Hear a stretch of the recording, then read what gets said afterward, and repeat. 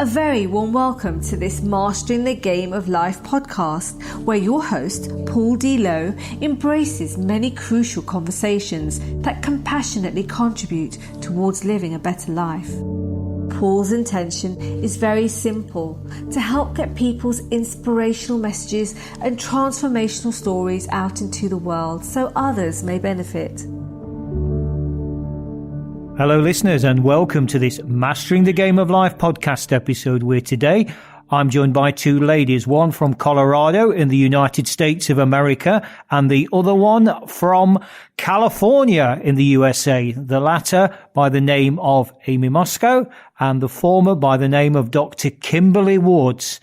And today, listeners, we're going to do something really different, but I don't want to do too much talking about this. So without further ado, I'm just going to hand over to the two ladies and they're going to take us on a journey of discovery.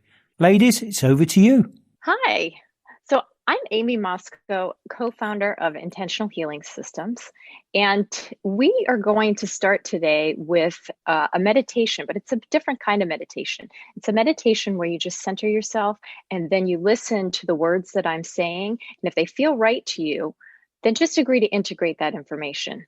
You don't have to say them after me. Just listen, take a few deep breaths, and if the words feel right to you, integrate them in. Okay, so these are suggested goals to support personal and collective ascension. The first one, I agree to honor divine connectivity as the gift that it is and live in the abundance that it offers. Okay, deep breath in.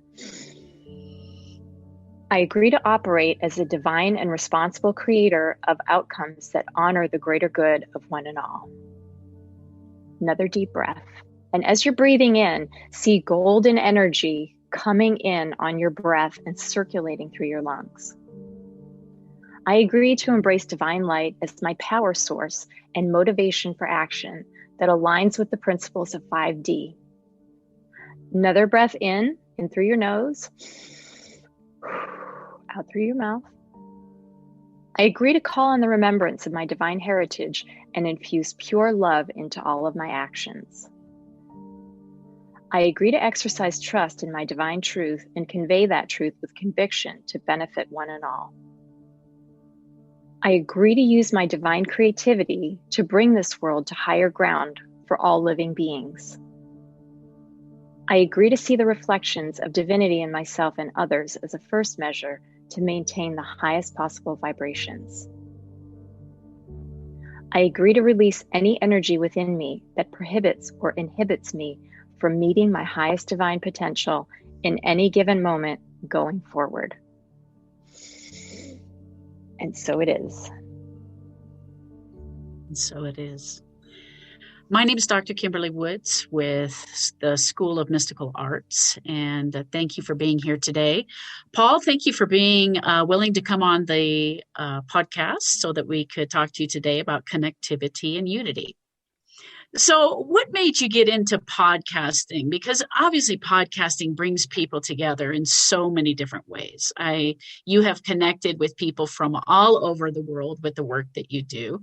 So what brought you into podcasting? That's a great question. You've already used the word connectivity. I think it's an absolutely phenomenal way of reaching out and connecting to people and, you know, just having a chat, because one of the things I've learned about life in general is just people want, you know, Bob Hoskins in the UK a few years ago made an advert for British Telecom saying it's good to talk. And it's good to talk because that energy, that exchange, that dance that I call it, it's just monumental. And the benefit that brings, you know, the therapy, the healing that goes with just being able to talk. And from a podcast point of view, I have the privilege to be able to connect, as you say, Kimberly, with people around the world. What on the surface of it are total strangers, but they're total strangers for about 2 seconds. And then as soon as the intros have done, it's like we become best friends. Not always. There are caveats on that.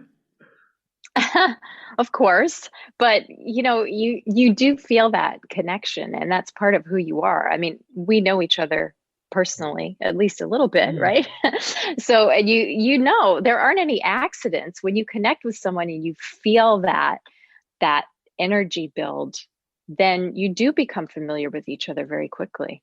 And that's what sits at the heart of unity, is that recognizing your connectivity immediately. I build on that and introduce a word that, well, the word is intimacy, because I think, yes, connectivity is one thing. I mean, when we look at the 6 human needs, and one of them is the need for love and connection, well, we can connect, that's one thing.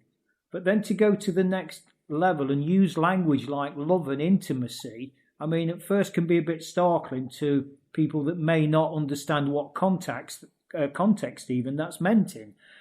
But that's what podcasting's done, to be able to build those deep, intimate, trusting relationships. I mean, it's interesting, Amy, that you said, I've got to know you a little bit personally. I would challenge that in the most respectful way and say, I feel so deeply connected to you that I think that, and just for the benefit of the listeners, this is not meant in a romantic sense, because I do get challenged on my language sometimes by using words like flirt and love and all this kind of thing. But it is exactly that you do build, or I have been privileged enough, fortunate enough to have built these intimate relationships with people, which on the surface of it, as I say, are strangers, but actually they're not. And that's what podcasting's done. It's enabled that connectivity at a very deep, intimate level. I wonder what your secret is, Paul, because so many people I talk to, they really miss physical connection. They miss sitting down with people and talking with them. That's how they really experience that love and intimacy that you're talking about. But you've been able to create that with people from across the world through this medium. So what's your secret? What's your secret to creating that kind of intimacy and connection?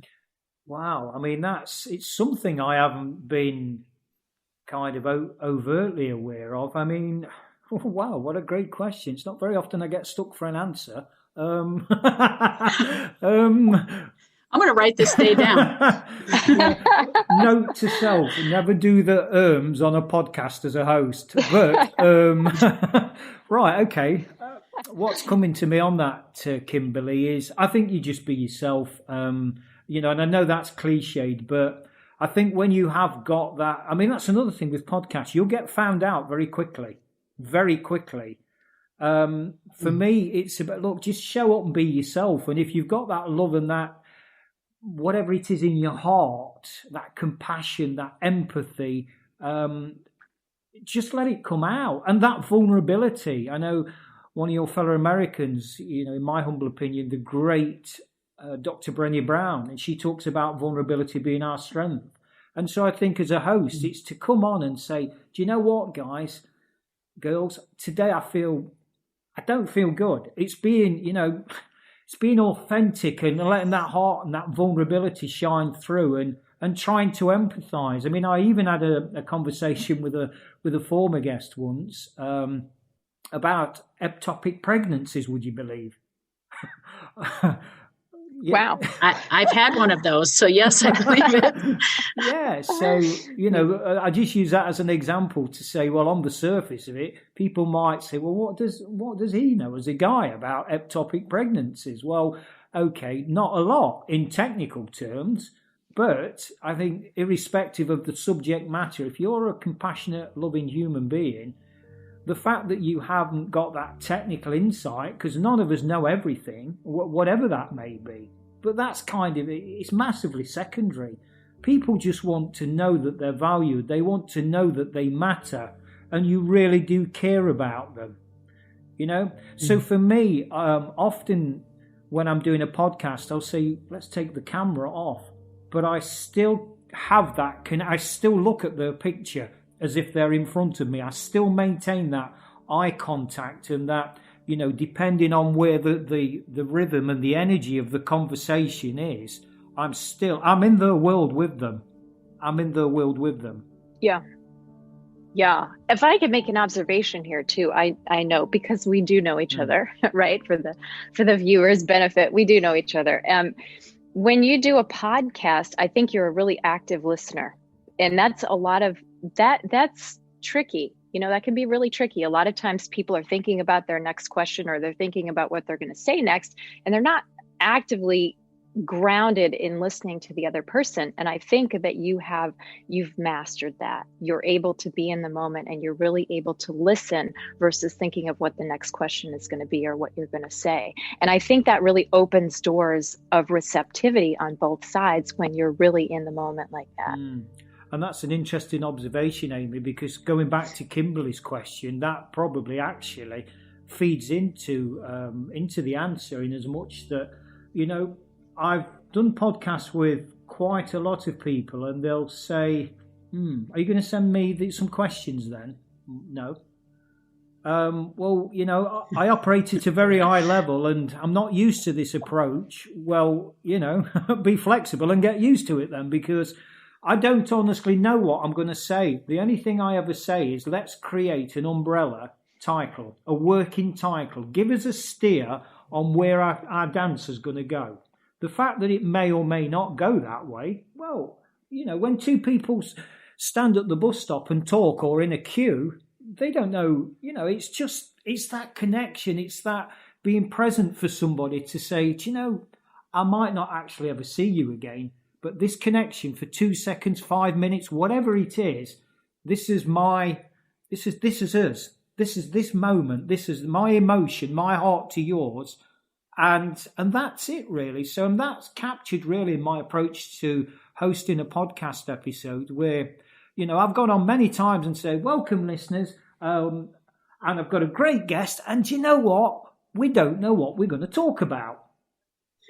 And that's great, because, you know, when you go to the proverbial bus stop, do you know what you're going to talk? You know, have we got an agenda? Oh, I think I'll queue in this bus stop and talk to that little old lady and I'll talk to her about the, I don't know, quantum physics, or, you know, the coefficient of thermal expansion, or whatever this crazy stuff that goes with being organised in our mind. No, we don't. We just think, okay then, Mrs. So-and-so, isn't the weather terrible today? And you know, and did I tell you, by the way, my goldfish died yesterday, and I'm not very happy, I can tell you that. Well, it's funny you should say that, young man. I like being called young man, by the way. And so it goes, and so it goes. I think besides being an active listener, you also really care about people. You like people. You like talking with people. You want to hear their stories. You want to hear their perspectives. You're not just pretending. You're not just doing it to post a podcast. And that comes through. You know, that does connect your heart to another if they open it up. And that's that makes you very special in that way. Thank you. I appreciate that. So, I mean, this is very interesting to hear this, if I might call it objectivity, from you two girls. It's very interesting because it's something that, you know, when you just do what you do. And for me, that's why when you ask the question, it's like, well, what do I say here then? Because you just do it, don't you? And it's, you know, to the risk of using a cliche, which is actually, apparently, is another thing that as hosts shouldn't do. We shouldn't cliche, apparently. And I do quite a lot of those. But it's just about being raw and genuine and, you know, to use that word authentic, isn't it? And show up. Look, guys, world, this is me. And if I fluff my words, I'll joke about it. Or if a cat knocks a milk bottle over when we're recording, it's fine. Or the postman rings the bell, it's fine. It's absolutely fine. Because that's a true reflection of whatever happened in the moment. So we capture it.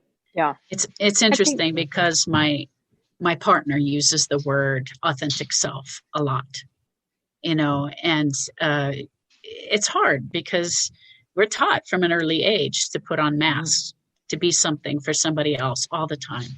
You know, the best this, the perfect that, whatever we think society wants of us, but to actually truly be real and authentic and not worry or care what other people think, so that we show up in that moment fully as who we are. Flaws and all. Yeah. Beauty and all. Yeah. Absolutely. I think people appreciate that as well. Mhm. You